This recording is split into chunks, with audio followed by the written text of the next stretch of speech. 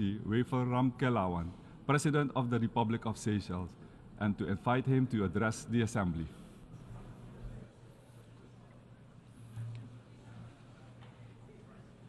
Mr. President of the United Nations General Assembly, Mr. Secretary General of the United Nations, Excellencies, ladies and gentlemen, I wish, first of all, to congratulate Ambassador Dennis Francis on his election as President of the 78th session of the United Nations General Assembly and extend our best wishes of success in his tenure of office. We also thank his predecessor, Ambassador Sabah Korosi, for his steadfast leadership over the preceding session. Excellencies, trust and solidarity form the bedrock of a functional multilateral order. 78 years ago, the United Nations was founded with the aim of preventing future global conflicts, promoting international cooperation, and maintaining peace and security among nations. The lessons of history are clear. Unwavering commitment to meaningful cooperation and dedication to global peace and security are essential to enhance human existence and prevent the recurrence of past tragedies. As the challenge to global peace, security, and prosperity takes on new dimensions, the lessons of the past become even more relevant. The world stands at the brink, facing conflicts and wars and human-induced disasters, while countless people continue to struggle for a decent existence. Disunity and distrust threaten to paint a bleak future, void of hope and possibilities. Overcoming this predicament demands that we find common ground amidst division. As we gather here today at the 78th session of the United Nations General Assembly, we are confronted with the urgent need to rebuild trust and reignite global solidarity in order to accelerate action on the 2030 Agenda and its Sustainable Development Goals. Only through collective action can we achieve the vision of a better world for all. At the heart of our discussion lies the 2030 Agenda, a transformative blueprint for sustainable development. It serves as a roadmap to eradicate poverty, promote human rights, protect our planet, and ensure that no one is left behind. Yet, as we review our progress, it is evident that we are falling short of our targets, and the global pandemic has further exacerbated the challenges before us. Now, more than ever, we must renew our commitment to the SDGs and take decisive action to fulfill our promises. We are lagging behind. At the midway point of Agenda 2030 for Sustainable Development, it is crucial that we accelerate our joint efforts to make transformative advancements on the SDGs. The latest SDG report paints a somber picture of lost progress or regression on over 30% of the targets, with vulnerable countries facing inequality, poverty, hunger, and environmental degradation.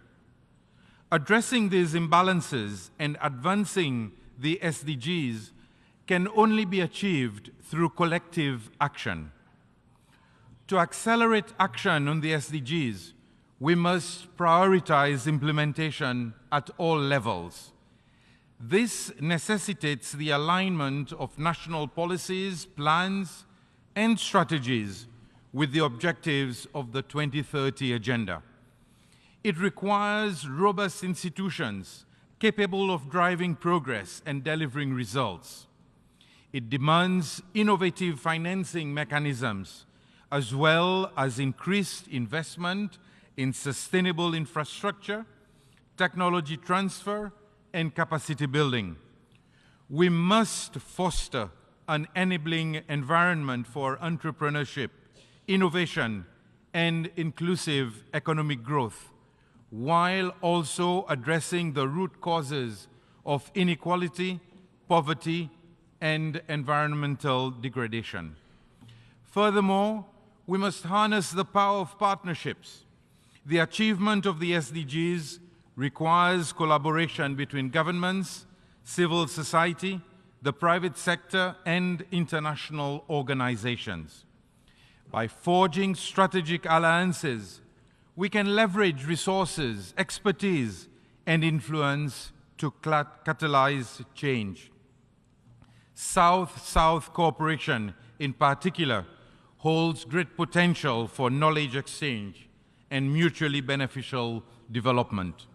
We must also reaffirm our commitment to multilateralism as the United Nations serves as the cornerstone of our collective efforts towards peace, prosperity, progress, and sustainability.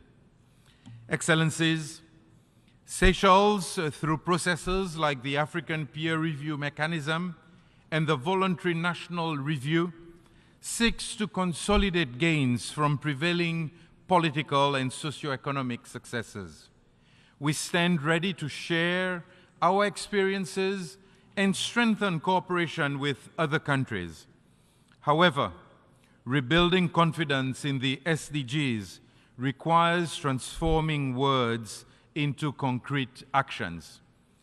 Firstly, development partners must deliver on the Addis Ababa Action Agenda by scaling up financing and means of implementing the SDGs. Secondly, international institutions should embrace reform to ensure that the unique needs of vulnerable countries are considered in access to development financing.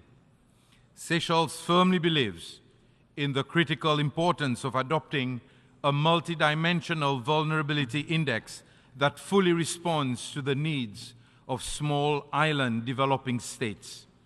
Thirdly, we need to leverage effective financing mechanisms such as impact investments, public-private partnerships, and debt relief to yield greater results for development agendas like Agenda 2063 and the forthcoming outcome of the 4th SEEDS Conference in 2024. The Secretary General's SDG stimulus aimed at transforming the global financial system is commendable, and international financial institutions must collaborate to support our collective ambition for a sustainable future. Redressing these imbalances and advancing on the SDGs will only be achieved if we work together. If we are to make progress on our development agenda, we can no longer call what we are facing climate change. The point at which lives and livelihoods are lost with frightening frequency due to environmental disasters means that we are living through a climate crisis. Addressing the climate crisis is no longer optional. It is an immediate necessity. To quote the Secretary General, the era of global warming has transitioned into an era of global boiling, and leaders must lead to limit the rise in global temperatures to 1.5 degrees. Seychelles is committed to renewable energy and energy efficiency. But as a small island developing state, we lack the capacity and infrastructure to develop these solutions fully. OECD and G20 countries, as major emitters, must take decisive actions to lead in combating climate change. The establishment of the Loss and Damage Fund is a positive step, but its operationalization is crucial to compensate those most at risk.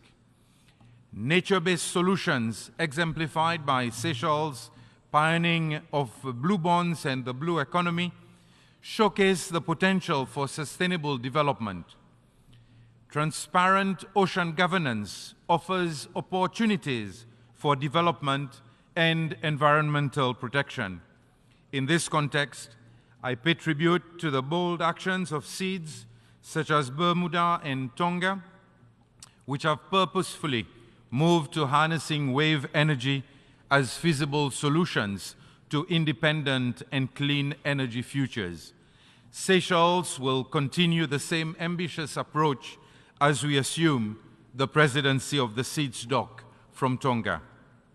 Furthermore, the SEEDS Coalition for Nature, launched by Seychelles, Belize, Cabo Verde, and Samoa, is mobilizing support for ambitious biodiversity targets. This is clear evidence that SEEDS continue to lead by example, doing more than our fair share to alleviate the pressure being exerted on our planet.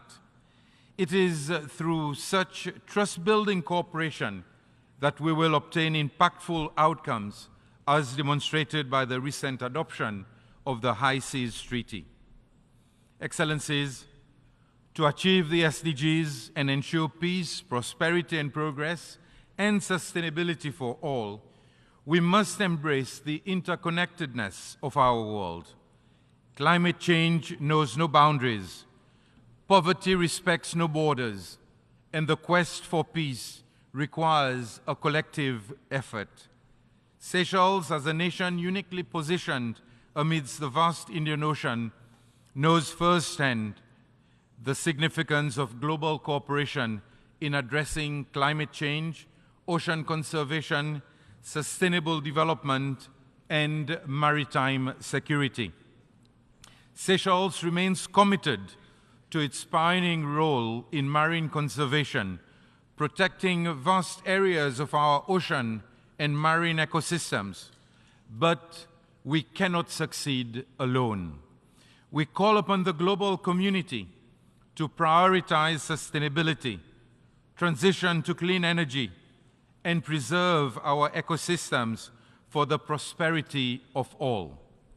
Last but not least, as we rebuild from the pandemic, we must do so with an unwavering commitment to inclusivity. No one should be left behind. We must invest in healthcare systems, education, and social safety nets that guarantee the well-being of every citizen. We must promote gender equality, empower youth, and create opportunities for marginalized communities. Inclusivity is not just a goal, it is the cornerstone of a just and equitable world. Excellencies, to conclude, rebuilding trust is paramount.